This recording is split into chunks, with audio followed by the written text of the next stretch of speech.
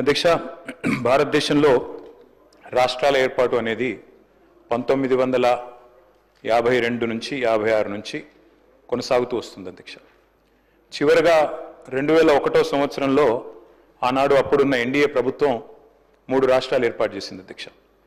తర్వాత ఆ ఏర్పడ్డ 3 రాష్ట్రాలు జార్ఖండ్ కానీ, ఛత్తీస్గఢ్ కానీ, ఉత్తరాఖండ్ కానీ, ఈ 3 కూడా ఈ 2.5 దశాబ్దాలలో ఇంకా కూడా బాలారిష్టాలు అధిగమించలేదు అధ్యక్ష. ఇంకా కూడా ఒక రకంగా చెప్పాలంటే they are going through teething pains. మొన్ననే సెక్రటేరియట్ కట్టుకున్నారు, మొన్ననే అసెంబ్లీ కట్టుకున్నారు, ఇంకా కూడా బాలారిష్టాల్లో ఉన్నారు అధ్యక్ష.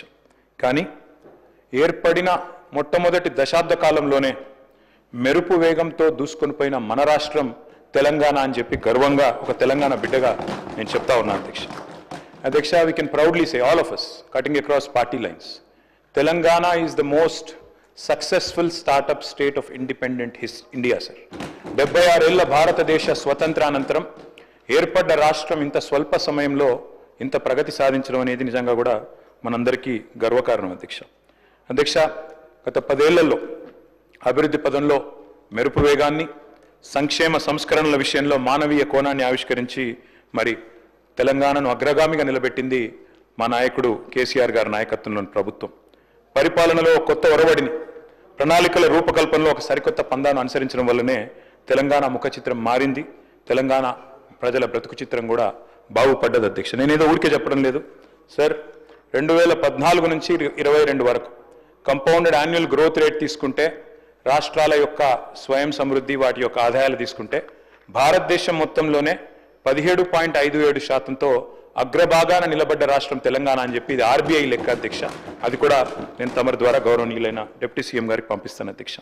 అధ్యక్ష, మా లక్ష్యం ఒకటే అధ్యక్ష, మా పార్టీ లక్ష్యం తెలంగాణ కోసం కొట్లాడిన వాళ్ళం, తెలంగాణ కోసం 14 ఏళ్ల పాటు పోరాటాలు చేసిన వాళ్ళం, తెలంగాణ కోసం అందరినీ ఐక్యం చేసి ముందుకు పోయిన వాళ్ళం అధ్యక్ష. తెలంగాణకు మేలు జరగాలి, తెలంగాణ ప్రజలు బాగుండాలి. అధికారంలో కాంగ్రెస్ ఉండొచ్చు, మేము ఉండొచ్చు, భవిష్యత్తులో ఇంకెవరైనా రావచ్చు, కానీ తెలంగాణ బాగుండాలన్నదే మా సంకల్పం తప్ప వేరేది కాదు అధ్యక్ష. అధ్యక్ష, పదవులు శాశ్వతం కాదు అధ్యక్ష. మాకు పెద్దలు కేసీఆర్ గారు ఎప్పుడు చెప్తా ఉంటారు, గెలిచినప్పుడు పొంగిపోవద్దు, ఓడిపోయినప్పుడు కుంగిపోవద్దని. అట్లే అధికారం ఎవరికీ శాశ్వతం కాదు. ఎందుకంటే 2004 నుంచి 14 దాకా వారు అక్కడున్నారు, మేము ఇక్కడున్నాం. 14 నుంచి 23 దాకా మేము అక్కడున్నాం, వారు ఇక్కడున్నారు. ఇవన్నీ మారుతూ ఉంటాయి అధ్యక్ష. కానీ ఒకటి మాత్రం వాస్తవం అధ్యక్ష, జనరల్గా రాష్ట్రాలు ఎప్పుడైనా కూడా బడ్జెట్లు ఎప్పుడు పెడతాయి అధ్యక్ష? కేంద్రం పెట్టిన బడ్జెట్ చూసుకున్న తర్వాత, కేంద్రం బడ్జెట్ ప్రవేశపెట్టిన తర్వాత ఆ బడ్జెట్లో ఏం పెట్టినారు, ఏం కేటాయింపులు చేసినారు, ఏ రకమైన విధానపరమైన నిర్ణయాలు తీసుకున్నారు, ఏ రకమైన ప్రణాళికలు రూపొందించారు, దాని అనుగుణంగా మనకు వచ్చే వాటా ఎంత, మనకు రాష్ట్రానికి వచ్చేది ఎంత అని చెప్పి వారి ప్రాధాన్యత క్రమం అర్థం చేసుకున్న తర్వాత జనరల్గా రాష్ట్రాలు బడ్జెట్ ప్రవేశపెడతాయి అధ్యక్ష. కానీ నాకు కొద్దిగా ఈ బడ్జెట్ స్పీచ్ చూస్తే, డిప్యూటీ సీఎం గారు ప్రవేశపెట్టిన బడ్జెట్ స్పీచ్ చూస్తే ఒక్కటి ఆశ్చర్యం అనిపించింది అధ్యక్ష. కేంద్ర బడ్జెట్లో మనకు జరిగిన అన్యాయం గురించి ఒక్క మాట కూడా మాట్లాడకపోవడం అనేది కొంత ఆశ్చర్యానికి, కొంత విస్మయానికి కూడా మాకు గురి చేసింది అధ్యక్ష. చెప్పింటే బాగుండేది. తెలంగాణకు జరిగిన అన్యాయం, కేంద్ర ప్రభుత్వం ఏ రకంగా 11 ఏళ్లుగా మనను దగా చేస్తుంది, ఈ విషయం కూడా గట్టిగా చెప్పినంటే తెలంగాణ ప్రజలకు కూడా తెలిసి వచ్చేది, బాగుండేది అనేది నా అభిప్రాయం అధ్యక్ష. అధ్యక్ష, ఒకనాడు స్వర్గీయ ఎన్టీ రామారావు గారు ముఖ్యమంత్రిగా ఉన్న సమయంలో ఆయన ఒక మాట అన్నారు, కేంద్రం మిథ్య అన్నారు అధ్యక్ష. అంటే వారి భావన ఒకటే అధ్యక్ష. డాక్టర్ బాబాసాహెబ్ అంబేద్కర్ గారు రాసిన రాజ్యాంగంలో స్పష్టంగా ఉంది, India is a union of states. Union of states అంటే అధ్యక్ష, రాష్ట్రాలు లేకపోతే, సమాఖ్య లేకపోతే కేంద్రం లేదు. ఆ ఉద్దేశంతోనే వారు చెప్పింది కూడా కేంద్రం మిథ్య. రాష్ట్రాల నుంచి వచ్చే ఆదాయాలు, రాష్ట్రాల నుంచి వచ్చే పన్నులు, ఇవన్నిటి సమాహారమే కేంద్ర బడ్జెట్ అధ్యక్ష. కానీ ఇవాళ నిజంగా కూడా ఎన్టీ రామారావు గారు చెప్పింది నిజమే అనిపిస్తుంది అధ్యక్ష. ఎందుకంటే కేంద్రం నిజంగా కూడా మనకు తెలంగాణ కాడికి వచ్చే వరకు మాత్రం మిథ్య అని అనిపిస్తూ ఉన్నది. వాళ్ళు అసలు పట్టించుకుంటలేరు అధ్యక్ష. మాట్లాడితే డబుల్ ఇంజన్ అంటారు అధ్యక్ష. డబుల్ ఇంజన్ సర్కార్ అంటే ఏంది అధ్యక్ష? అసలు డబుల్ ఇంజన్ అంటే మీ రాష్ట్రంలో కూడా పొలిటికల్గా మీరు మాతో అలైన్ అయితేనే, మీ రాష్ట్రంలో ఉండే ప్రభుత్వం కూడా మేము చెప్పినట్టు ఇంటేనే, మా పార్టీ ఉంటేనే మేము మీకు పైసలు ఇస్తాం, లేకపోతే ఇయ్యం. Is this not against the spirit of federalism? Is this not against constitution? అంటే ఇంత దుర్మార్గంగా డైరెక్ట్గా కేంద్రంలో ఉన్న పెద్దలే డబుల్ ఇంజన్ అని మాట్లాడుతుంటే, దాని గురించి మనం మాట మాత్రంగానన్నా నిరసన చెప్పకపోతే, ప్రజలకు తెలియజెప్పకపోతే ఇది సరికాదు అధ్యక్ష. ఒక రకంగా చెప్పాలంటే కేంద్రం మీరు మాకు ఓట్లు వేస్తేనే పైసలు ఇస్తాం, లేకపోతే ఇయ్యం అని చెప్పినట్టే అధ్యక్ష. ఒక రకంగా బ్లాక్మెయిల్ చేయడం ఇది. కాబట్టి this is anti federal spirit అని చెప్పక తప్పదు. అధ్యక్ష మొన్న కేంద్ర బడ్జెట్ పెట్టారు ఫిబ్రవరి 1 నాడు. నిజంగా చాలామంది చూసి ఆశ్చర్యపోయినారు. అందులో తెలంగాణ అన్న పదం కూడా వినబడలేదు ఎక్కడ కూడా.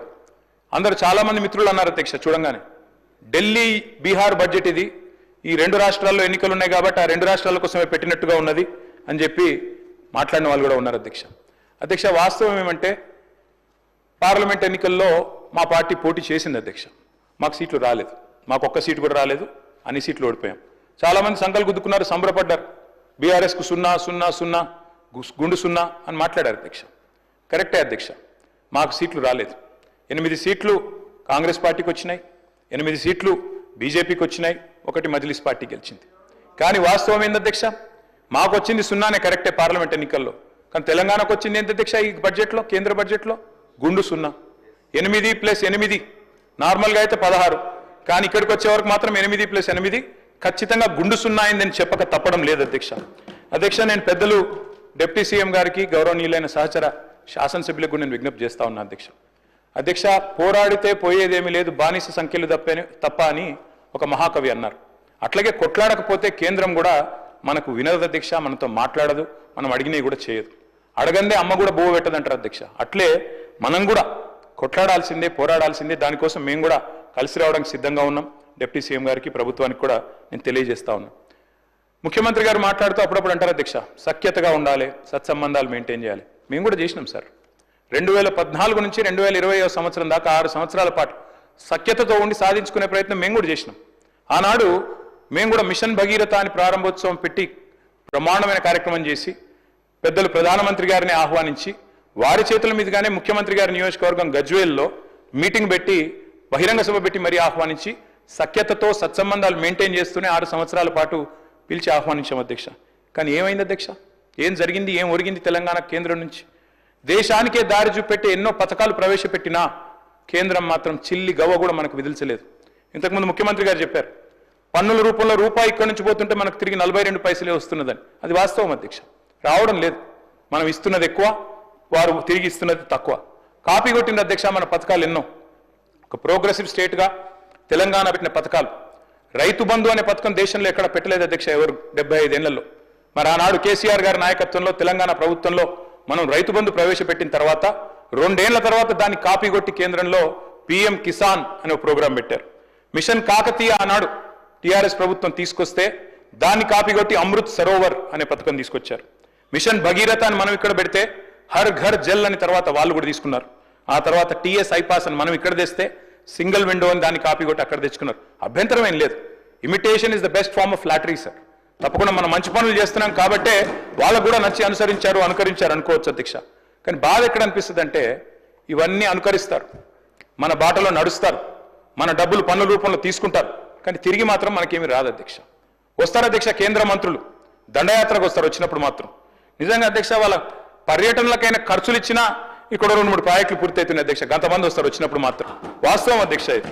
నిజంగా చెప్పాలి అంటే అధ్యక్ష we are one of the largest contributors to India's economy. ఇంతకుముందు ముఖ్యమంత్రి గారు చెప్పారు 19% ఉన్న దక్షిణాది రాష్ట్రాలు 36% జీడిపి కాంట్రిబ్యూట్ చేస్తున్నాయని. Yes, and I'm proud. Yes, of course we are Indians. ముందుగా భారతీయులం, భారత జాతి నిర్మాణంలో పాలు పంచుకుంటున్న వాళ్ళు. భారతదేశాన్ని సాదుతున్న రాష్ట్రాల్లో ఇవాళ టాప్ 5లో తెలంగాణ ఉండడం మనందరికీ గర్వకారణం అనే మాట నేను విజ్ఞప్తి చేస్తా ఉన్నా అధ్యక్ష. మన జనాభా ఎంత అధ్యక్ష భారతదేశంలో? హార్డ్లీ 2.8%. కానీ మన కాంట్రిబ్యూషన్ ఏంది అధ్యక్ష? 5.1% టు జీడిపి ఆఫ్ ఇండియా. మనందరికీ గర్వకారణం అధ్యక్ష. వీఆర్ ఎ బాక్సర్. 50 కిలోల బాక్సర్ 100 కిలోల కాంట్రిబ్యూషన్ ఇచ్చినట్టు అధ్యక్ష. We are punching double our weight. That is Telangana today. That is how I'm a proud Indian, I'm a proud Telangana అధ్యక్ష.